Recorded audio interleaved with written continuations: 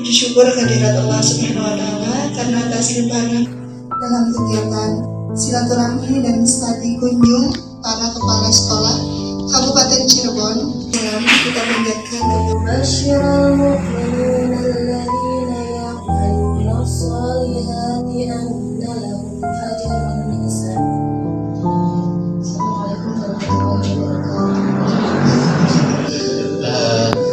waktu itu Pak Hadi sendirian jadi ngobrolnya santai banget, tapi karena ini banyak kan gitu ya, saya pun jadi punya beban akhirnya gitu. Takut pulang dari sini gak ada nemukan apa-apa, udah gak ada apa-apa di sini gitu. Jadi kita coba agak serius gitu. Saya dan Rawan, saya kepala sekolah di sini sejak 25 Desember 2021, jadi sekitar setahun setengah sampai sekarang. Ini yang hadir guru-guru karena sebagian ada yang sudah mudik. Kebetulan yang pertama kita dapat pahala silaturahim, banyak umur, banyak visi yang hadir. Berikutnya mudah-mudahan nanti kita bisa saling sharing informasi tentang pendidikan karena sebagai kepala sekolah dan ternyata dunianya sedikit berbeda. Pada hari ini kita bisa bersilaturahmi di SD ya, SD Kita Karya. Walaupun niatan kami Pak itu udah jauh-jauh hari, tapi Allah mengizinkan baru hari ini kita bertemu di sekolah ini. Amati, tiru, dan modifikasi dari prakasa perubahan yang telah dilakukan oleh Bapak Dadan ini yang luar biasa, yang bisa kami implementasikan di sekolah Bapak Ibu yang keren ini. Lahirnya kepala sekolah yang muda, mudah-mudahan terjadi reformasi ya, perubahan yang signifikan bagi pendidikan di Kabupaten. Prinsip hidup saya sendiri bahwa ketika saya ada di satu posisi maka saya harus sungguh-sungguh di posisi itu begitu. Dan saya melihat bahwa pendidikan kita memang sampai hari ini juga banyak hal yang beberapa bulan kemudian kita sudah punya spirit yang sama, punya mimpi yang sama, punya keinginan yang sama untuk menjadikan sekolah ini menjadi sekolah tempat pengabdian kita bersama dan kita ingin berikan yang terbaik di sini. Awal tahun kemarin kita buat program ini. Nah ini programnya. Ini hasil raker Bapak Ibu. Jadi raker itu harus menghasilkan ini dan ini menjadi panduan. Nanti kalender ini saya bagikan juga ke komite dan ke orang tua. Itu program ini materinya nggak hanya materi keagamaan, tapi semua materi yang berkaitan dengan perempuan, kewanitaan lah gitu. Mulai dari pendidikan seks, kemudian sampai ke kalau udah habis materi itu ada kurikulumnya, keterampilan masak, basic life skills itu ada semuanya. Dan itu semua tentang kewanitaan. Yang isinya adalah guru-guru wanita, identitas antara sekolah dengan profesi.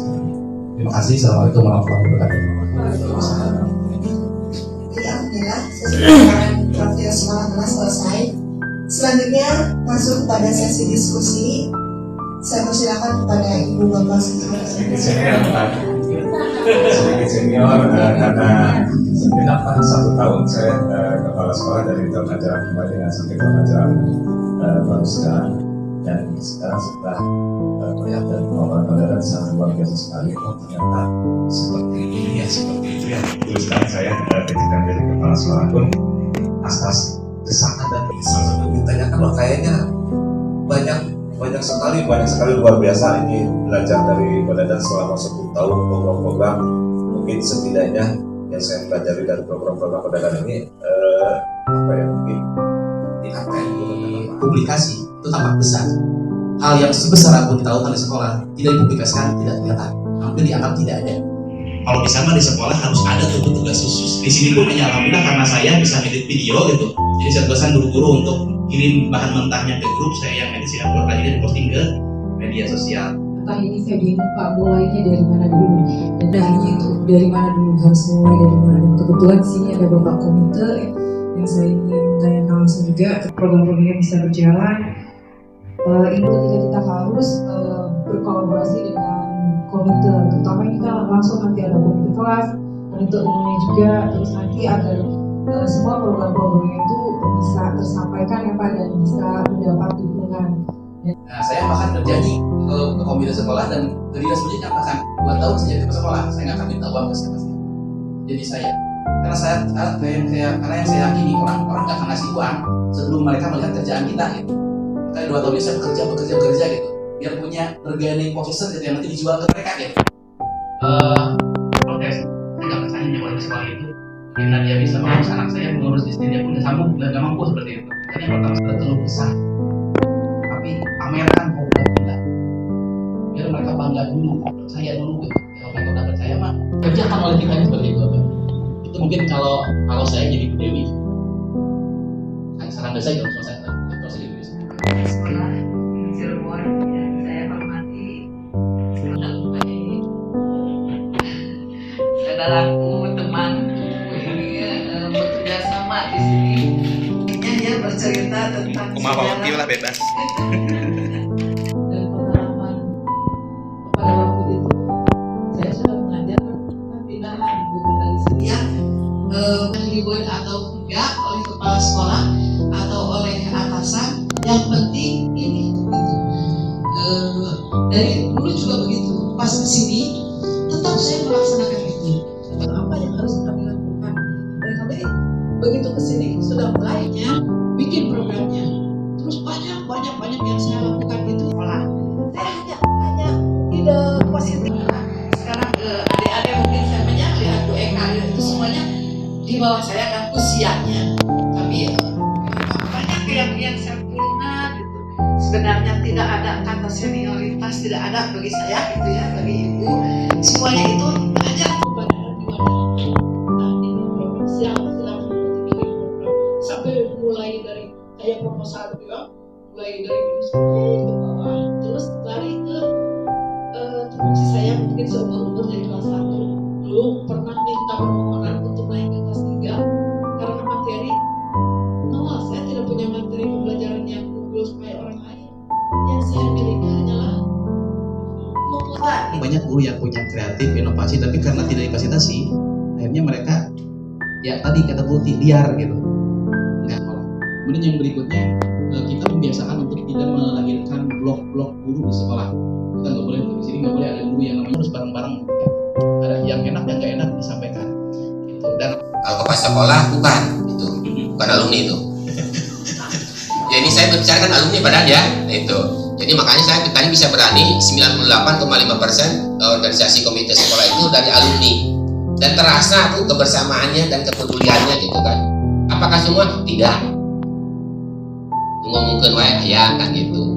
Kenapa? Karena ya ternyata jangankan di dunia pegiat lingkungan ataupun apa, semua stakeholder yang ada di Indonesia ini catatan saya, mudah-mudahan tinggal kita pilihan.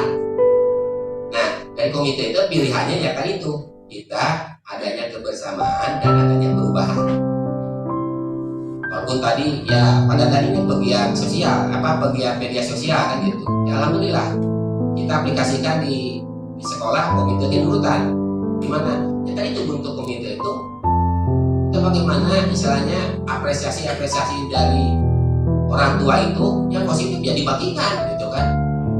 Selama itu untuk kegiatan belajar mengajar itu saya yang turun dan itu kita itu harus super tim sampai ke komite kelas. Jadi tidak ada istilahnya bahwa komite itu hanya bahasa umum kami dulu itu ketua sekretaris bendahara, tidak ada. Akhirnya ketika kapan seperti sekarang ini, saya juga kan ingin mencari ilmu dengan permasalahan yang ada di kami ini gitu. Ya, kebanyakan kepala sekolah itu namanya kantin itu adalah asetnya kepala sekolah, ya kan? Di sini luar biasanya Pak Dadan ini menyerahkan aset yang biasanya punten ya, ini Bapak Ibu kepala sekolah jangan tersinggung. Biasanya kantin sekolah atau koperasi sekolah adalah jalan untuk memperkaya di luar ya. Tapi Pak Dadan justru menyerahkan kepada komite sekolah. Ini luar biasa. Yang menurut saya jarang ada kepala sekolah menyerahkan asetnya, Pak, kepada orang tua. Ini keberatan. Nah, pertanyaan saya adalah, Pak Dadan, apa yang memotivasi Pak Dadan seperti itu? Itu yang pertama. Yang kedua, bagaimana tanggapan dari ketua komite terhadap penyerahan aset sekolah dan apa yang dilakukan? Bagaimana program sekolah itu adalah milik Bapak Ibu Guru? Karena Bapak Ibu Guru kan diminta untuk membuat program kerja yang akhirnya menjadi program bersama, dan itulah ikatannya gitu loh. Pak Dadan sudah membuat ikatan bahwa program sekolah adalah program guru. Apanya yang bagaimana? Seperti apa? Maksudnya iya, transparansinya seperti apa? Oke, nah bos, masih ayah Mas Anis. Tadi Tadi banyak. Notabene sudah, kalau bisa dikatakan berkerak mau berkerak gitu ya. Ya sudah di zona nyaman gitu ya. Apalagi karena itu mohon untuk arahan nanti dari Pak Dadan untuk hal-hal yang berkaitan dengan kegiatan-kegiatan yang ada di sekolah. Terutama ini programnya cukup lumayan banyak ini ya, dan mungkin program-program sekolah swasta yang bagus juga tidak seperti ini, Bu. Saya lihat ini papak banget di dalam bahasa Cirebon gitu ya. Jadi komplit banget gitu ya, komplit banget di situ. Itu yang perlu saya sampaikan, dan mudah-mudahan terus berlanjut ya Ibu ya. Ibu ngapain sih? Kemudian iya, siswanya juga memang sedikit, Bapak Ibu, siswanya hanya 150, tapi mungkin lebih baik ya Pak ya dari Pak ya. Iya, itu kan gitu sebelum diomong gitu kan ya. Dan satu lagi Bapak, yang jadi permasalahan itu, saya sebenarnya sudah banyak keinginan gitu kan ya, wah pengennya berlari gitu, karena saya sering diskusi dengan Pak Hadi, dan kebetulan saya juga sering lihat postingan Bapak di Facebook, walaupun saya baru kenal hari ini, tapi saya memang sudah mengikuti begitu kan ya, dengan Pak Hadi juga sering sharing. Ternyata di situ bertanya kepada Bapak, ini trik-triknya seperti apa gitu Bapak Ibu ya? Ini dari banyak pertanyaan, sebenarnya ada satu kunci yang buat saya sendiri ya. Yang pertama, kembali yang tadi dikatakan oleh Pak Hadi, karena komitmen saya seperti itu, waktu tidur saya sehari semalam itu sangat sedikit dan lebih banyak untuk sekolah. Bahkan istri saya yang paling tahu itu, hidup saya lebih lama di sekolah daripada di rumah. Itu pagi jam 5, setengah 6, pulang lagi kadang sampai saya nggak pernah tertarik ikut jualan online dan sebagainya seperti itu. Karena saya kemarin dari Tasik sebagainya, saya nggak pernah terima order itu. Ketika mengundang saya di jam kerja, saya ingin gaji saya yang di sekolah ini betul-betul berkah gitu. Walaupun mungkin tidak sebanyak yang orang lain dapat, tapi cukup buat hidup saya gitu. Dan komitmen itu yang saya rasa itu jadi spirit dan tenaga kesini buat saya, dan itu mungkin juga menjadi energi buat guru yang lain gitu. Karena saya meyakini bahwa tugas guru, tugas kepala sekolah itu objeknya itu bukan benda, tapi orang. Yang didikannya adalah hati. Hati itu nggak akan pernah bisa disentuh kecuali hati lagi. Kalau kita ini udah nggak pakai hati gitu, memimpin sekolah nggak pakai hati, guru ngajar nggak pakai hati, itu nggak akan nyampe ke anak-anak. Guru sesibuk apapun nyari materi nggak akan sampai kalau masuk kelas belum siap dengan hatinya.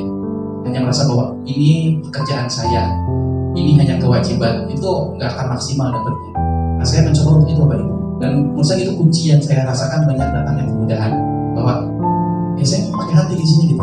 Saya berani saya berani memilih dimusuhi orang, saya berani berhadapan dengan resiko yang bagaimanapun demi pekerjaan ini, demi tugas ini. Itu yang saya pegang pertama kali. Dan saya berharap, mudah-mudahan itu menjadi energi positif yang juga bisa sampai ke teman-teman guru gitu. Mereka melihat bagaimana saya setiap hari di sekolah, sampai ada hal yang tidak bisa saya sampaikan gitu ya, tentang bagaimana menangani keuangan di sekolah gitu. Yang itu secara pribadi saya korbankan dari saya sendiri seperti itu. Dan itu akibatnya apa? Itu jadi bibit penyakit di sekolah. Guru-guru jadi ya bersumber kan gitu. Ini kantin tiap udah bertahun-tahun kita nggak pernah dapat apa-apa dari sini. Karena tugas guru sekolah kan untuk mengajar, bukan untuk bisnis. Tapi gara-gara kenapa sekolah tidak transparan seperti itu, akhirnya orientasi guru juga belum bergeser gitu. Akhirnya ada berbau-bau bisnis juga gitu. Akhirnya itu nggak boleh ada di sekolah. Itu pendidikan harus dijauhkan dari bisnis dan politik, itu yang saya sampaikan ke teman-teman. Makanya ketika saya di kepala sekolah yang saya pilih pertama kali, ini sempat nganggur nih 6 bulan. Ini udah apa ini? Itu udah banyak yang ngelamar, Pak, saya siap kantin selama berapa gitu. Enggak, saya nggak mau guru terlibat dalam urusan bisnis, kemudian sekolah jadi sibuk berusaha seperti itu, itu bukan tupoksinya. Maka saya akhirnya putuskan untuk saya serah aja di komite, silakan bagaimanapun komite yang ini, komitenya juga lama. Kedua, sekolah ini terima gitu. Kalaupun program kita memang di situ banyak program yang cenderung Islami, ya memang hari ini anak orang Islam semua di sini gitu. Kalaupun nanti ada orang yang non Muslim, kita fasilitasikan juga seperti itu. Bahkan kalau kita sanggup, kita datangkan juga guru agamanya. Buat saya komentar itu. Kalau di sini ada anak orang Kristen katanya, kita juga coba merekrut guru Kristen gitu. Selama ini kan banyak yang di sekolah negeri ada anak Kristen tapi nggak dilayani kan. Nggak ada guru Kristen, agama Kristen di situ. Gitu. Mereka sedapat-dapatnya dari gereja, nilainya paling gede karena nggak pernah ada apa dapat dari gede aja gitu. Ngelahin yang anak Islam kan seperti itu. Saya menyampaikan seperti itu. Kemudian tanggapan guru nanti ya ke guru-guru yang nanya sama komite. Kemudian teknis transparansi. Menurut saya transparansi itu nggak susah Bapak Ibu. Tinggal ambil uangnya, bawa ke sini, disimpan di hadapan semua orang, kemudian tunjukkan rencana kerja kita apa, yang sudah kita lakukan apa, dipakainya berapa, habis berapa, selesai. Gitu. Honor dibayar di sini, semua di sini. Jadi transparansi itu nggak susah gitu. Memang mungkin susah bagi memang yang selama ini tidak pernah melakukan transparansi itu atau punya niatan tertentu. Saya harinya nggak tahu ya pikiran apa seperti apa. Saya juga sama Pak. Dulu waktu saya di sini jadi guru tahun 2021 ke belakang, saya nggak tahu uang kos berapa, dapat berapa, dipakai apa. Ketika saya datang sekolah, saya tanya ke bendahara, ini uang kos pakai apa saja? Ceritain ke saya semua. Saya tahu kos sekolah ternyata sekian. Saya nggak tahu. Gitu. Nah, itu akan jadi salah satu membuka teman-teman guru bahwa kita serius dengan guru sekolah itu. Kita harus berdoa untuk itu. Untuk mengukur guru yang baik, kepala sekolah yang baik, salah satunya gampang. Seberapa banyak doa yang dia sampaikan untuk guru dan anaknya. Hari ini tuh banyak guru yang sebut aku baik tapi nggak pernah ngedoain anak-anaknya. Coba ada nggak guru? Masih banyaknya guru yang kalau malam-malam bangun dan tahajud kemudian ingat banyak anak-anaknya didoakan. Itu jarang Bapak Ibu sekarang. Bahkan mungkin masuk ada yang lupa anaknya. Bahkan ada yang nggak masuk ya terdetek gitu. Terdetek ketika ditanya, lu detek dulu gitu ya. Nah banyak juga kepala sekolah yang nggak pernah mendoakan guru-gurunya gitu. Nah, saya punya komitmen minimal maghrib dan subuh itu saya ini kalau ada guru yang memang harus doakan, saya doakan gitu. Doain semua komitmen, doain cepat-cepat berangkat gitu. Karena ada daftar tunggu hajinya belum berangkat gitu. Yang jomblo-jomblo didoain cepat nikah gitu. Yang stop dulu yang jomblo nih. Jadi meningkatkan potensi peserta didik, tapi juga guru-guru ini juga dirangkul. Jadi prinsip ini bisa apa? Coba. Jadi benar-benar kita tuh nggak merasa dibeda-bedakan dengan guru yang senior, nggak merasa dibeda-bedakan karena kita tuh guru baru gitu. Benar-benar intinya apa ya? Itu jadi pengalaman tersendiri buat Desi gitu pada datang. Biasa lah. Terus kalau misalkan kita punya program benar-benar didukung. Sampai kemarin aja program haflah Quran itu di sini sampai bergadang sampai jam 4 subuh. Dan itu ditemenin sama Pak Dadan gitu. Yang bikin terharu gitu ya. Kata-kata bukan hanya sekedar gebrakan, ayo Bu Desi bisa, bukan gitu aja, tapi benar-benar langsung guru tuh merasa didukung itu. Benar-benar support sistemnya itu dari Pak Dadan tuh. Dan saya mau nagih rapot tapi belum.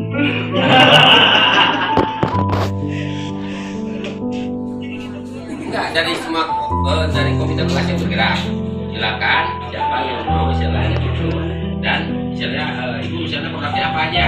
Nah jadi ini program target beli iya. Kalau nggak gitu, apakah demikian? Tidak, bukan maksudnya ada aja, udah dikasih tahu juga karena ibu mah.